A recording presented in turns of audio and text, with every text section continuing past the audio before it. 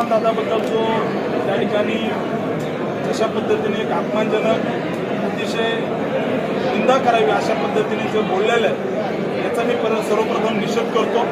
आदरणीय दादा त्या ठिकाणी दादांचं वय याचा विचार त्यांनी करायला पाहिजे होता आणि एक राजकीय संस्कृती नसलेला खासदार सोलापूरकर पाहतायत.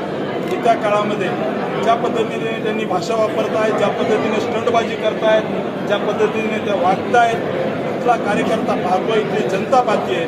सोलापूरकरांना या ठिकाणी एकच सांगतो की येत्या काळामध्ये विकास आणि इथले प्रश्न याबद्दल इथले खासदार कधी काही करतील का नाही याच्याबद्दल शंका आहे.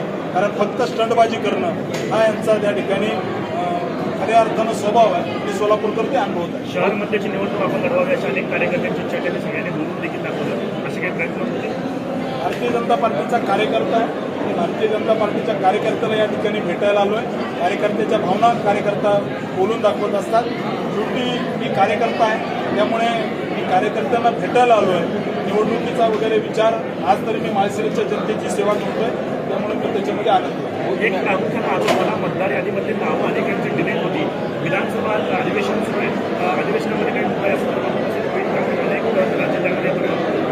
मुळात हे निवडणूक आयोगाचा विषय एक स्वायत्त संस्था आहे, त्यामुळे येत्या काळामध्ये त्याच्यावर आक्षेप घेणं, त्याच्यावरती काम करणं हे भविष्यामध्ये निवडणूक आयोग करेल.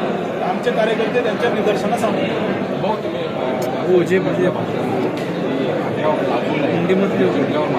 यासीन घोटाळे हा एकंदरीत एक वाक्यप्रचार आहे आणि तो मी माझ्यासाठी लागू केला की हरल्यावर लाजू नये आणि जिंकल्यावर बाजू नये. तो माझ्यासाठी होता की ज्यांनी समजने वालों को इशारा काफी है. इतना भी गुनाम मत कर, तेरी जीत से ज़्यादा मेरे हार के चर्चे हेच मी विरोधकांना सांगितलं. बघू ते काम करतील का नाही असं का होणार नाही. खासदार झाल्यापासून स्टंटबाजी सुरू आहे. सोलापूरकर पाहताय आणि मध्यमध्ये काय रणनीती असतात भारतीय जनता पार्टी, कारण मध्यावर जास्त सोलापूर लोकसभेच्या ज्या काही सगळ्या जागा आहेत त्या सगळ्या जागेवरती मला सगळ्या मतदारसंघातून मतदान भेटलेलं आहे. त्यामुळे सगळ्या जागा महायुतीच्या निवडून आल्या पाहिजे याच्यासाठी मी प्रयत्न करतो.